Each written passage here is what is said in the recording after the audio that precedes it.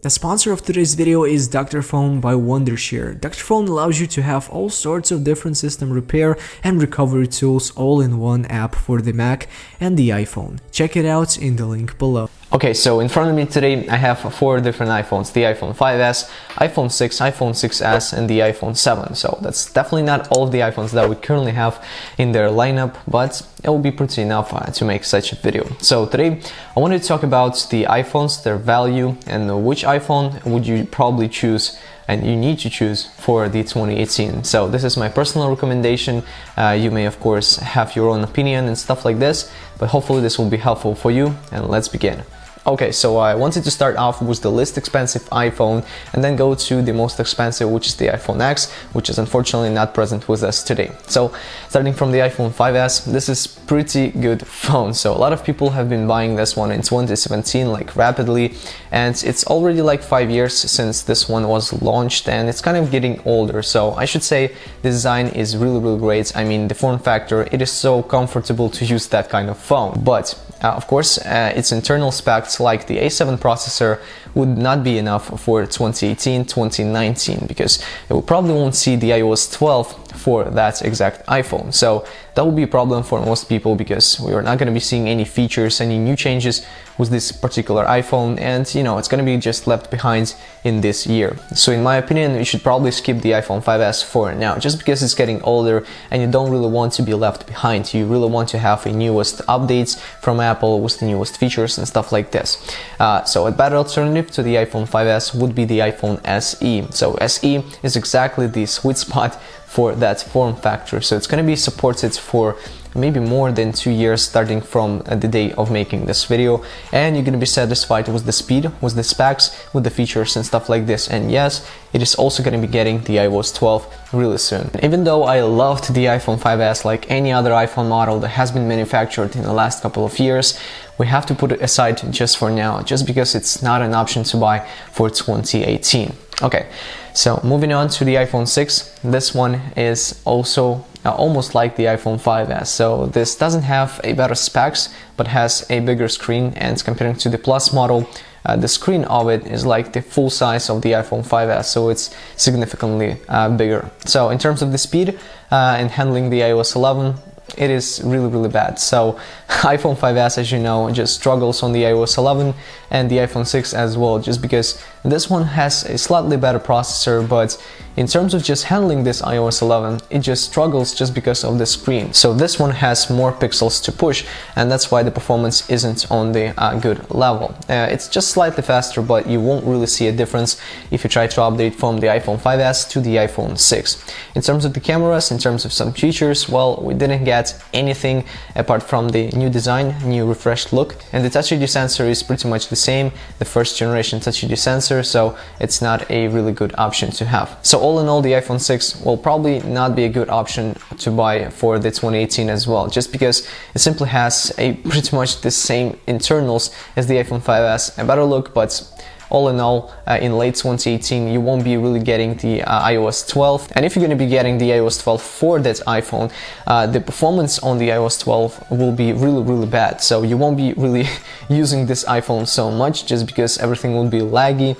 everything would be slow, and it would be pretty much impossible to use the iOS 12 on that smartphone. So for the iPhone 6, unfortunately, not a good option for 2018. And now the iPhone 6s. So this guy, from the first glance, you won't really spot a huge difference between the iPhone 6 and the iPhone 6s, but everything that is good about that smartphone is built into it. So first of all, there is a 2 GB of RAM chip built into it, as well as the A9 processor, and in combination these two guys rock. Just simply, you know, make this iOS 11 almost buttery smooth, and it's absolutely usable, the iOS 11 I mean, on that smartphone. So if you really want a great smartphone, if you really want that smartphone for a couple of more years, like 2 years let's say, this would be the sweet spot. So this has the better price, this has a really powerful chip in it, and it performs really well, so you really won't have any problems during its exploitation. Apart from that,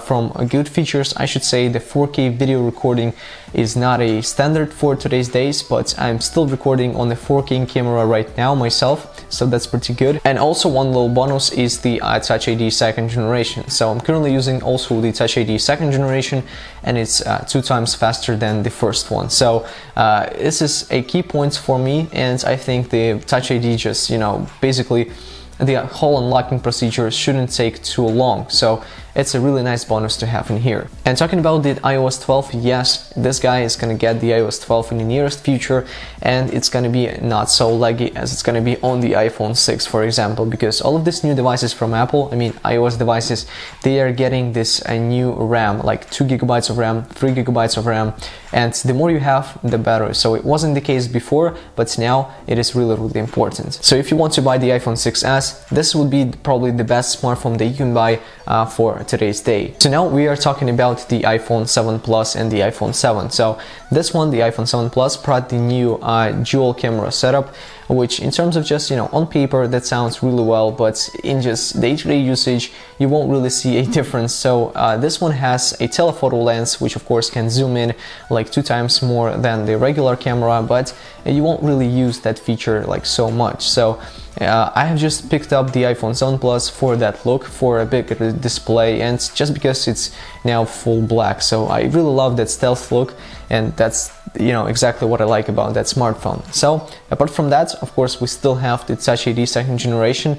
We do not have the headphone jack. So if you're not planning to buy any wireless earbuds, probably don't go for the iPhone 7, just because you're going to be using this wired headphones from Apple, and of course it's not that convenient to charge and listen to the music at the same time on that smartphone. Now what I also like about that smartphone is the dual setup of the speakers. So we have one speaker on the bottom as well as the one on the front. So this kind of reminds me of the HTC kind of speaker position. So it really sounds really well. So you're really gonna like the way it sounds and stuff like that. So apart from that, I cannot say anything about that smartphone like more. So there's simply nothing to add, but I'm personally enjoying the iPhone 7 Plus so much, and I'm not planning to update to the iPhone 8 and maybe the iPhone X, but we're just gonna talk this one in the few minutes. So as for the iPhone 7, if you really want to spice up this whole iPhone game and you really want to add some more bucks on top of your iPhone, you can go with the iPhone 7 just fine, because it's pretty much like the iPhone 6s, but just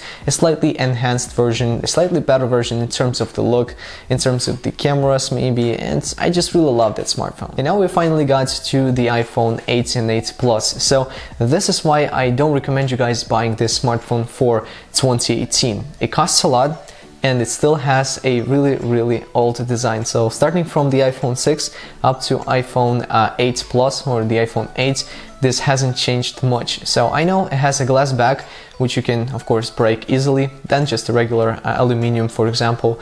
But the design hasn't changed in all this year, so you still are rocking basically the same kind of smartphone. And in the past, if you had the iPhone 6, for example, and you updated to the iPhone 8, you won't really feel that difference. So maybe it's just a better choice to just, you know, wait for another year with your iPhone that you have currently, and then buy the iPhone X that we're gonna see in the next year in September. I mean this year in September, which is gonna be cheaper, but also have pretty good specs and just updated look.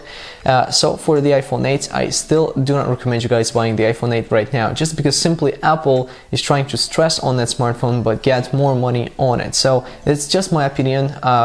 For me, the iPhone 7 looks identically, so I don't really want to change my iPhone 7 for the iPhone 8. That would be probably a pretty stupid choice. So iPhone 8 is no-go, but what about the iPhone X, the iPhone 10? So the iPhone 10 looks absolutely gorgeous. I absolutely love this smartphone, but you know, on the one hand, this one is just a beautiful piece of engineering, but on the other hand, it costs a lot. So you can basically go and buy a full MacBook that you can work on, you can earn money, you can educate yourself, you can do basically everything. And still you have the iPhone that costs a lot, but it won't bring you that many possibilities the much value that you can get from the MacBook, for example. So this is just my personal opinion.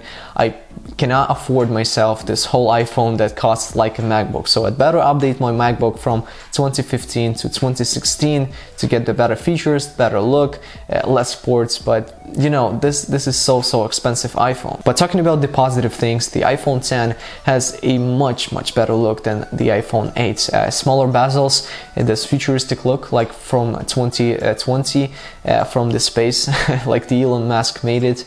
But you know, this whole iPhone looks absolutely stunning. If you're gonna be buying the iPhone X still, despite of its price, you're not gonna regret about this, because Apple said they are gonna be adding features. For example, something like the dark mode will be added, that's for sure. In the iOS 12, I'm pretty sure we will see the dark mode only for the iPhone X, and other features that Apple does not describe for now are also going to be added to the iPhone X, but they will not see them on the iPhone 8 just because it has a worse screen.